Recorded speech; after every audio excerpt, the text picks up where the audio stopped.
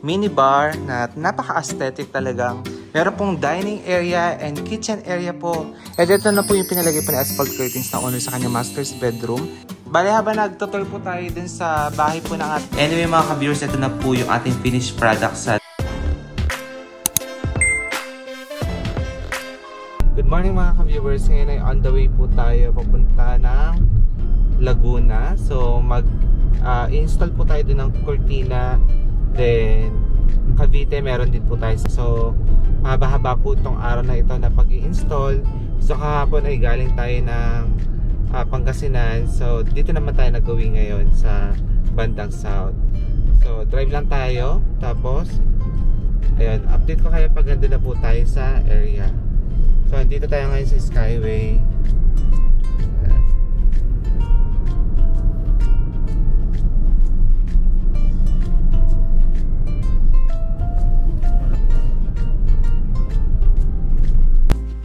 And nandito na po tayo sa bahay ng ating subscribers from Binyan, Laguna.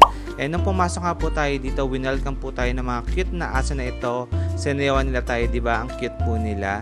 Anyway, para po sa mga window, dalawa pong window ang lalagyan natin ng kortina. So kahit gaano po karami, kahit isa pa yan, magdadala po tayo ng mananahe. So ito po yung ginagamit natin na linen para po sa mga viewers natin na hindi aware, kasi po ang ginagamit po talaga natin materials sa high quality. Para po sa real truck, dalawa po ang ginagamit natin. Meron po para sa blackout curtains at meron po para sa linen. And para mas ma-appreciate nyo po, ayan po, dalawa pong tela. Meron tayong linen and meron din po tayong blackout. Yung blackout curtains po natin is 100% polyester po yan.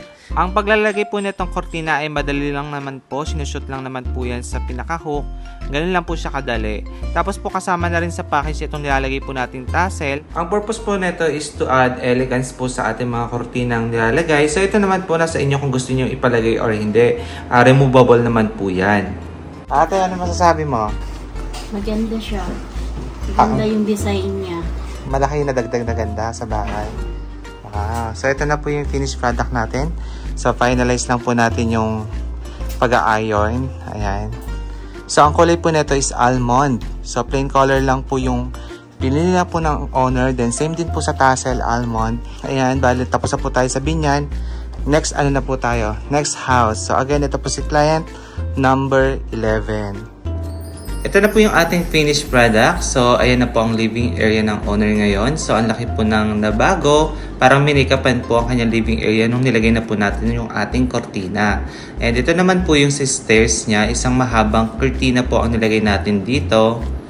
Ayan.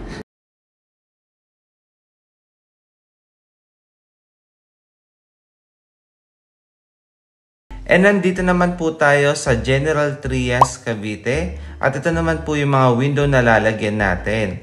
Ayan. So mahaba-haba po mga kortina ang ilalagay po natin dito kasi ang gusto po ng owner ay wall-to-wall. At doon naman po sa aircon ay blinds naman. Tapos nakita ko nga po itong sink po ng owner. Then nagpaalam ako kung pwedeng itry kasi natutuwa ako. Ganito yung mga madalas ko po nakikita sa TikTok at Reels na modern sink. So movable po yung kanyang faucet. Ayan, para madaling linisin po yung sink. And ito po meron pa siyang panghugas po ng gulay. Okay, pwede nyo rin siyang gawing dish drainer po ito. Ayan. And pinakagusto ko po talaga dito sa sink niya, yung baso paghugasan nyo po is ganito na lang. Diba? Powerful. Habang naghugas nga po tayo ng plato, pinagluto po tayo ni ate ng pansit. Pang merienda daw po para meron daw po energy ang mga tao. And diba, ang bilis po naluto ng pansit. Kain na tayo. Thank you po sa owner at kay ate po na nag-prepare po ng merienda sa atin. Thank you po. And balik na po tayo sa pag-install ulit ng ating mga kortina. So dito po sa ilalim po ng aircon, gaya po na sinabi ko, blinds na lang po ilalagay. Bale, habang nagtutur po tayo din sa bahay po ng ating subscribers at nag-install ng kortina, meron po tayo dito nakita na home improvement po ng bahay, ganyan. So baka gusto niyo po i-check ang mga gawa nila. Dito sa Cavite, naghahanap po kayo na pwede nyo kontakin. So tingnan niyo po yung ceiling. Ayan, gawa nila yan. Then, etong bar, ongoing po na gawa nila. Then, dito sa kusina, may mga ginagawa pa sila, oh. Kaya mga ka-viewers, kung mga home improvement hanap nyo, baka makonsider nyo po sila. Ayun, sakto mailaw. Ayan. So, may mga inaayos pa po, no? Akit tayo sa taas, sige. Ay, dito tayo, may ginagawa pa sa CR din ongoing. Then, dito check natin yung ginagawa pa nila dito.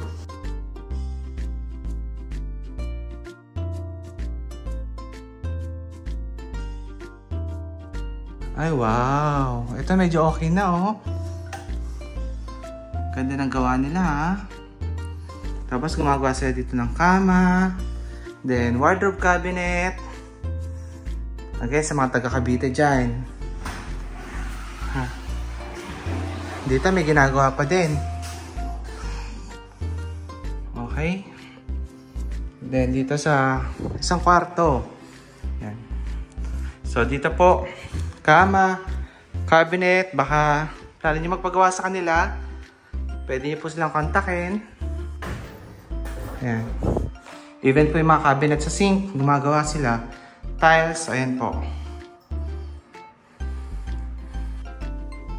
And now, ay balik po tayo sa pagtatrabaho. So, tumulong na din po tayo para mapabilis po ang pagtatrabaho at ginagabi na rin po tayo. So, in steaming iron po natin yung mga fabric para po matanggal po yung lukot para ma-achieve po natin yung S-fold. Anyway mga ka-viewers, ito na po yung ating finished product sa living area. Kung napansin nyo po, ay napakahaba po ng kurtina. Dinaya po natin yan kahit pumalit yung window kasi gusto po ng owner ay diretso po, walang putol yung rail track. And doon naman sa bandang aircon, ayun na po yung blinds na nilagay natin na minatch po sa ating kurtina. And dito naman po sa bandang TV area, dito sa living room, bali po, ang ganda rin po nang nangyari, naging background po ng TV yung nilagay natin curtains kahit po isa lang po yung window na meron dyan. Diba? Ang galing.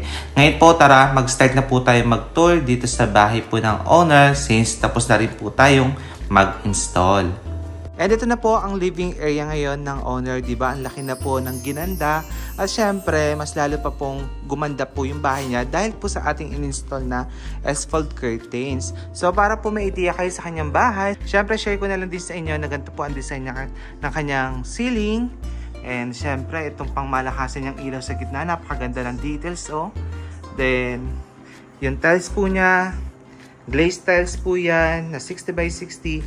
Then ito po mga ka-viewers, baka magka-changes pa po regarding sa sofa niya. Dahil ito po ay hiwalay pong binili. Kaya, ayun po. Pero at least may idea na yung owner, no? Kung ano yung mas bagay. Yung light gray or yung dark gray. Tapos po mga ka-viewers, syempre, hindi lang po tayo nag-offer ng mga S-fold curtains.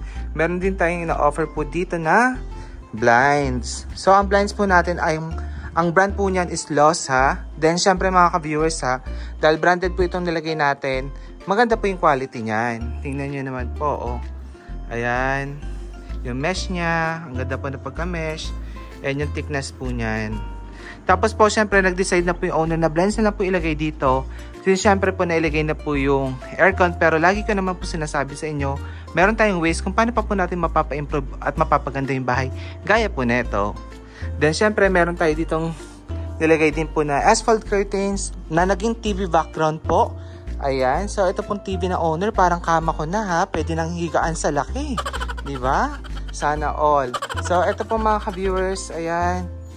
Tapos, ganitong angle kaya para mas ma-appreciate nyo po yung ganda ng kanyang curtains dito sa bandang TV area. After po natin sa living area at sa bedroom number 1 dito naman tayo sa kanilang mini bar na napaka-aesthetic talagang team kahoy, then quartz. Ayan, nakamikinang-kinang. Ang ganda po ng setup, no? So, meron dito mga glass. Then, doon may paglalagyan ng wine. Then, drop light. Then, after po natin dito sa kanilang bar area, dito naman tayo. So, dito po may lilinisin pa kasi, kaya nandiyan po yung mga panlinis. Anyway, ito po yung common bathroom dito. Then, yung going pataas po sa second floor.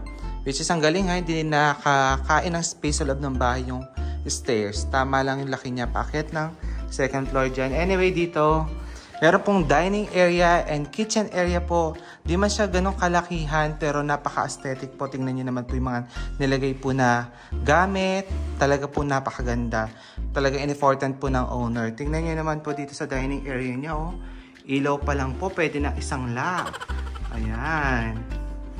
Ganda, no? Tapos, syempre mga ka-viewers, doon kasi gray yung nilagay natin.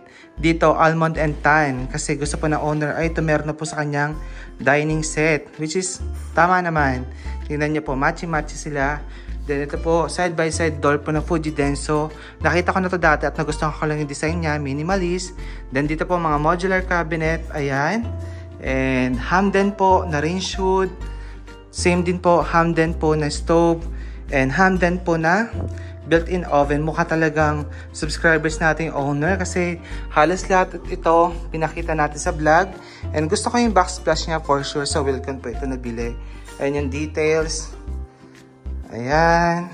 Then dito meron sila mga nilagay po ditong paglagyan po ng plato. Which is ito po yan, di ba? Galing naman. Nakakatuwa talaga yung kitchen ng owner, no? Cute-cute. Ganda. Ganda rin yung ginamit ng ilaw dito, no? Nakadikit sa ceiling pero may dating pa din. Ayan, no? Cute po ng kanyang kitchen and dining area. Tapos dito po, meron din ditong laundry area pa. Ganong kaluwag. So, pakita ko na lang, ha. Talagang medyo may kadiliman na po talaga kasi nga po, ano oras na po tayo natapos. Pero yan po, oh, maluwag pa po yung laundry area. Sana nakita nyo po, no, ang bilis. Anyway, ayan. Dito na lang po tayo sa common bathroom. Pasilip na lang po tayo, ha. Dahil may ginawa po dito kanina. Ito po, maganda rin yung kanilang bathroom. Cute. Ayan, no. Ito, merong LED light. Tapos yung mga tiles niya. Ayan, merong mga patungan ng sabon doon. Ayan po, maganda po. No?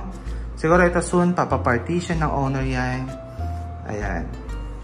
Ito naman po yung nilagyan natin ng blinds dito sa bedroom number 1 dito sa baba ng bahay. Ayan. So, sakto lang po yung laki. Tamang-tama lang. Pero, again, ayan. Blinds na lang po dito kasi tama lang naman po yung laki ng size ng window. And syempre, sa loob naman po siya ng bedroom. And mga ka-viewers, ay akyat naman po tayo sa second floor. So, alam niyo po ba yung kanyang railings dito? Ang ganda. Team puti, team kahoy. Gusto ko yung kulay. Then, tingnan niyo po yung ginamit na tiles dito. Ayan. Matte finish po siya na may pagka-sand look. Siguro ito po ay, kung diyan nagkakamali, nasa 60 by 60 po ito na kinat. Then, mayroon po siyang step seal para iwas dulas. Although, matte finish na po yung ano niya. Saka para pag nakanto, hindi masakit. Ganun po yung datingan. Ang ganda ng combination. And ang mga viewers, sakit po tayo sa second floor.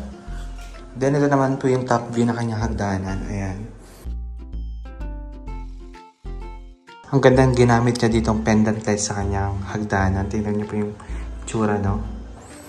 And ito naman po yung other room. Dito nagpasadya po ng double deck po yung owner para mas, ayun po, ma-occupy po yung space po ng kwarto. Ayan, so lalagyan pa po ito ng foam. Then, yung hagdanan po, for sure may storage to. Kung di ako nagkakamali, tama, may storage siya. Okay, no?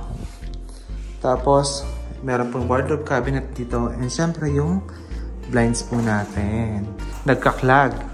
Dahil po maganda po yung brand na gamit po natin, which is Losa. And bago tayo magtapos, shout out kay Kuya Tonton at Roda sa mga installer po natin, napakasipag at talaga pong kahit gabing-gabi na nag-work pa rin kami ay okay pa rin sila. Salamat. At ito na po yung pinalagay po na asphalt curtains na owner sa kanya master's bedroom. So kung napansin niyo po, end-to-end and end-to-end po dito. Bali, pwede naman natin gawin niya kasi wala naman po nakaharang dito sa kwarto niya. And aside po dun mga ka-viewers is mas maganda po talaga pag dulo sa dulo. Mas elegante pong tingnan dahil po yung rail track ay diretso po ang cuttings. Wala pong putol, ganon. Although meron din tayo na-offer na balance board kung gusto po ninyo. Anyway, yung ceiling po niya napaka-elegante ng kulay. Even po yung kanyang cob light. Then, yung kanyang center lights. Ayan, parang corona, social. Then, ayan pa, no? Ito naman po yung walk-in closet ng owner. So, naglagay din po tayo dito ng blinds po na blackout. Naka-modular din po ang kanyang walk-in closet dito. Then, dito meron siyang upuan. For sure, dito ilalagay yung mirror niyan soon. Ayan. Other side po tayo ng master's bedroom. Meron po dito CR ng owner. Ayan, naka-smoke glass. Tapos dito po, meron pa pong nagkasyang bathtub. Diba ang galing? Tapos dito meron siyang mirror na may LED lights. Ayan, toilet bowl. And dito po meron siyang niche sa gilid na may cove light. Then ito po yung ceiling. Sa ngayon, marami ako nakikitang gantong ginagamit po na exhaust fan. May cover. Mas malinis nga naman pong tingnan dahil dito sa ano niya. Dahil flat siya, no? Ayan po. Then change the angle tayo. Sige, ito po yung kanyang shower area na din. Connected po sa bathtub. And dito po mga ka-viewers, meron din passage po papunta sa balcony po ng owner. So, okay din po ang laki talaga ng bahay niya. 'Di ba? Halos lahat ng area na hinahanap po sa bahay na kompleto dito sa bahay po na ito. And po mga ka-viewers, yung mga install po natin na kortina. Sa totoo lang po, buong araw po tayo nag-i-install. Meron tayong Binyan Laguna gaya po na napanood nyo sa vlog. Tapos nag-travel pa po tayo pa General Trias. And ayun po, talaga doon tayo nagtagal sa General Trias kasi po buong bahay po yung nilagyan natin ng kortina at blinds doon. Ngayon po, ito po palang owner ay matagal na po pala natin subscribers from USA. Wala po akong ideya kasi akala ko po ay iba po yung nagpalagay na panood lang tayo sa TikTok. Ngayon po pala solid subscribers natin. Kaya sa mga kliyente po natin na nagpa-install, maraming salamat po ulit sa pagtitiwala. And hopefully, ayun po, nagustuhan nyo po yung mga nilagay nating curtains. So sa mga plano po magpa-install sa ating magpa-quotes, sa mga makakapanood po neto, pwede nyo po kayo i-message sa aking Facebook, Billy Toledo Vlog. Ayan po, para po magkaroon po kayo ng idea kung magkano po yung possible na aabutin po na mga curtains po ninyo. Ganun po, no? Kasi per window po tayo pag po nag-i-install ng kortina. At tapos po, ina-add natin yon kung magkano po yung possible abutin. Tapos po, nagbibigay naman po tayo ng discount hanggat kaya. Kaya, ayun po, no? And again, sa mga viewers po natin, sana meron po kayong nakuhang ideya sa vlog na ito. Maraming salamat po ulit sa panonood. Ingat po kayo and God bless. Bye-bye!